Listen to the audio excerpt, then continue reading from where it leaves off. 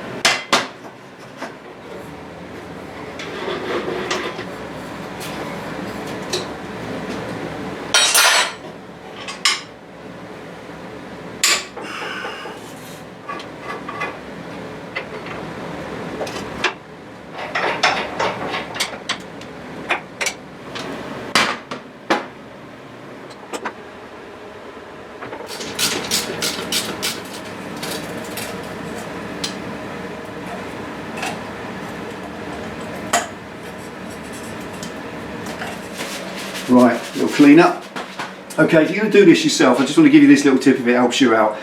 There's the 2 terminals there, live and earth, for the side light. That's the little running light down there. Now, if you're going to put this back together in a few weeks' time or a few months' time, if you're doing a long-term project and you're maybe not sure what goes where when you come to reassemble everything, sometimes helps you to just use little aid memoirs, things that will help you out when reassembly time comes and you're not scratching your head wondering what goes where. And that one's pretty simple, straightforward. I always do this. If you've got 2 terminals and they're kind of obvious, they're not different terminals, there's not a male there and a female there. If they're both identical spades, you've got 2 wires that go in, a live and an earth.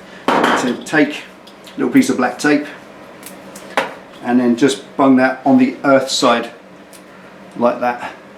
So the black wire, the earth wire, goes on that terminal when I come to put it back together. Forward thinking for common sense.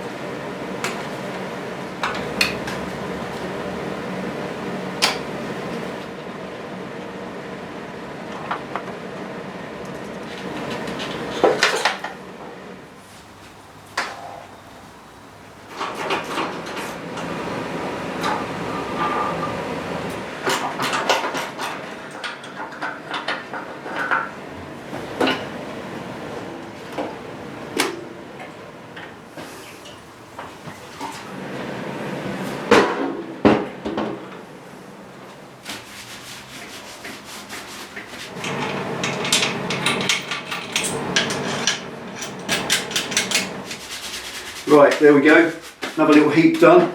I haven't got all of it off yet, I've got a little bit more to do. I've got to take off the brake caliper mount on the back and these rocker covers. That's the point of taking the tank off.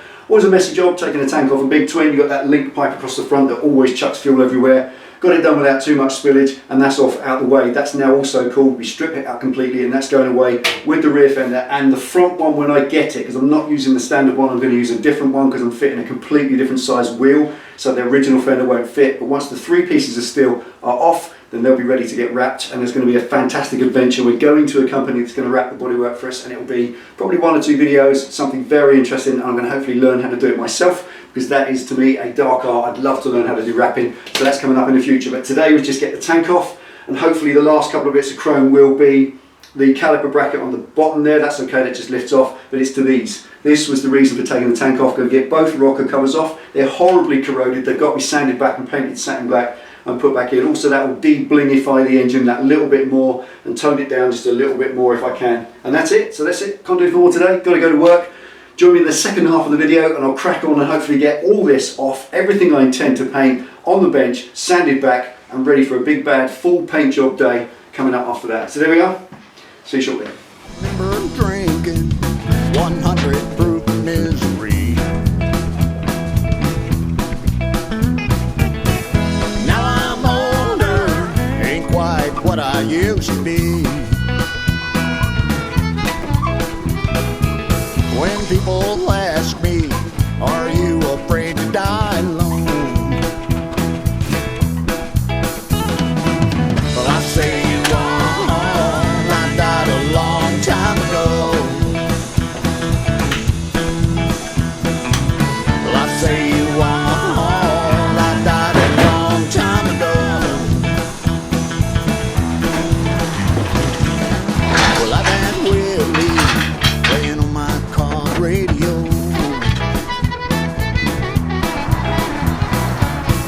And I've heard wailing while I was doing the line of blow.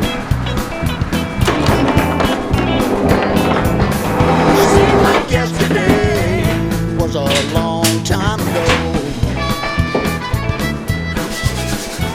Right, good morning. Okay, FoXDaWG day 16. Well, 16 for me, but same video for you. I said I wanted to make 2 days in the garage into one video to replace what we would have lost, because midweek I did the simple skills, so I want to keep things going. So this is 2 days footage in one. Today, rocker covers off because they're all blistered up, the chrome's all peeling and trashed, they've got to come off. The rest of the motor is okay. The chrome on the rest of that motor is absolutely superb. It's just the rocker covers themselves that are blistered up, which is really great because they're really easy to take off. Going to whip those off. Actually show you how to do that. It's quite interesting. They have to come off in sequence because you can twist the casing itself, so that'll be interesting. Rocker covers off, headlight shell off. One of your suggestions, paint that black chrome rim around the front like that, much better than a whole chrome headlight. Absolutely loving it, thanks for the suggestions. Right, get those 2 last bits off, get them on the bench, then it's sand up all that chrome, ready for paint. But anyway, that's waffle. This is the middle of a video, so let's get on with it.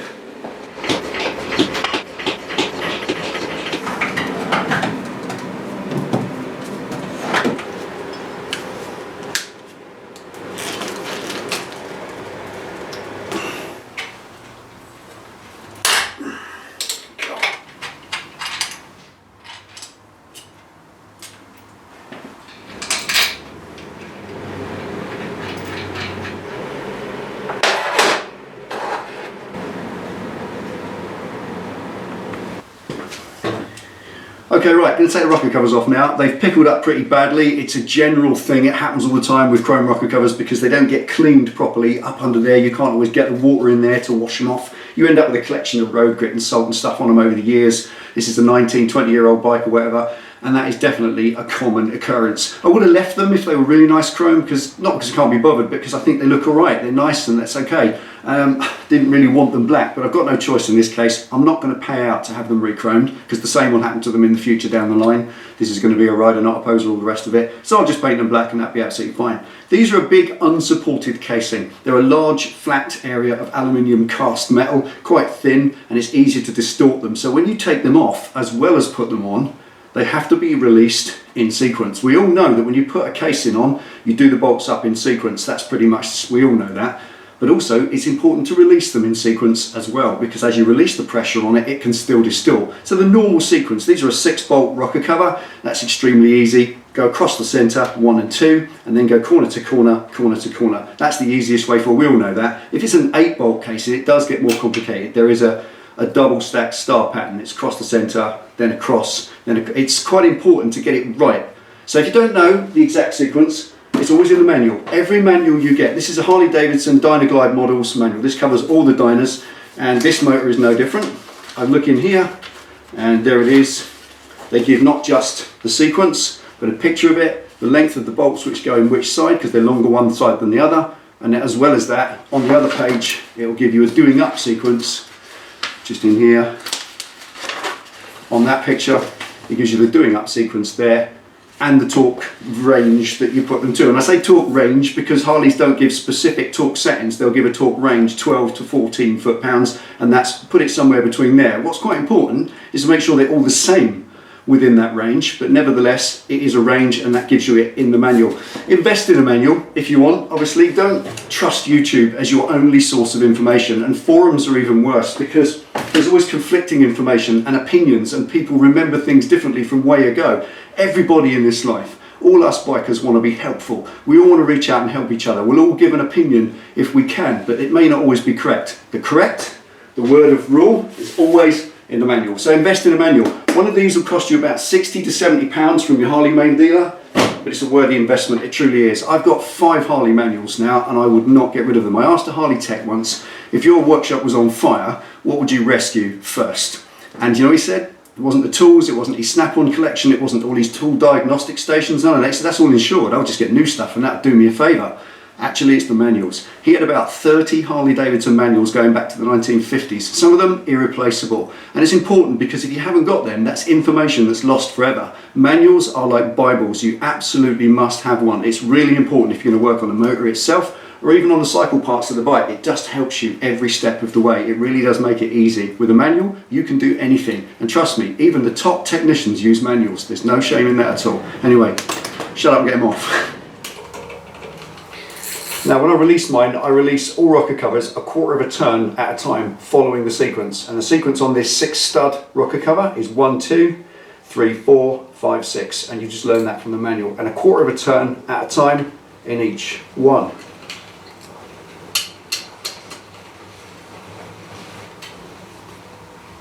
2, 3, 4, 6.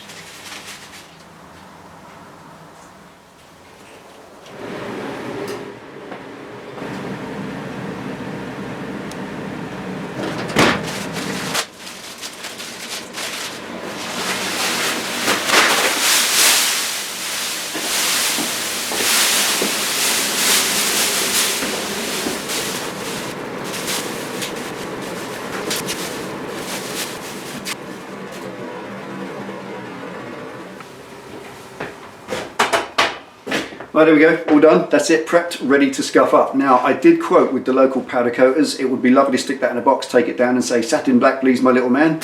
Done, and then come back and put it all on, but it's £200 was the quote, and that's because these two casings here have to be specially media blasted so it doesn't distort them, and I don't really need to pay £200 to have that powder coated when I've got 5 tins of satin black tough paint there ready to go, and I can just do it myself. And the tough paint has proved itself many times, so I'm totally confident in it of being a great finish. It's also safe to 450 degrees, so it'll be fine on those casings as well.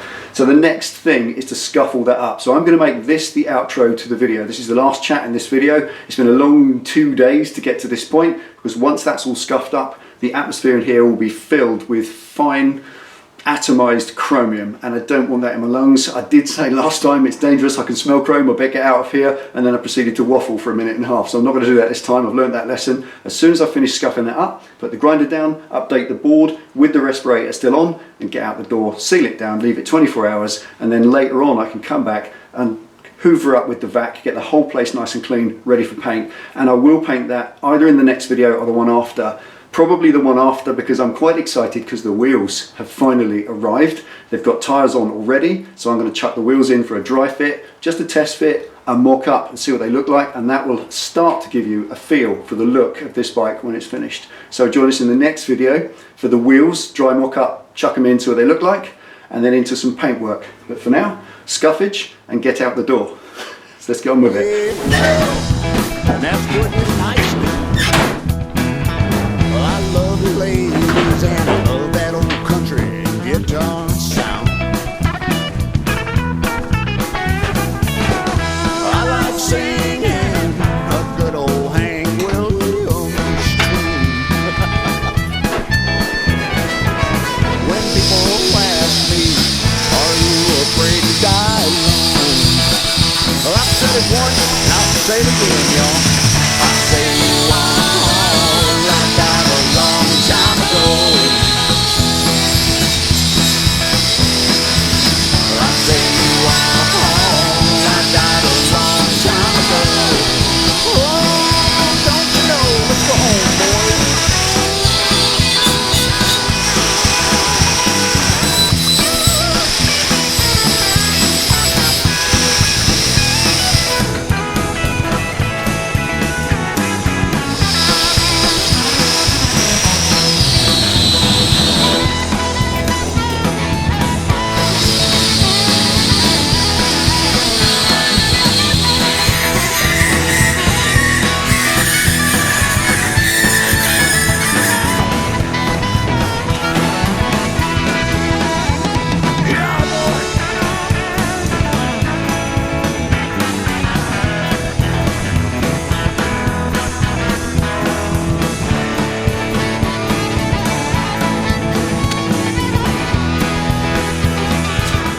Right, there we go. Big nasty atmosphere in here right now. That's it, ready for paint. I'm out of here. Take it easy, ride safe. See you next time. What?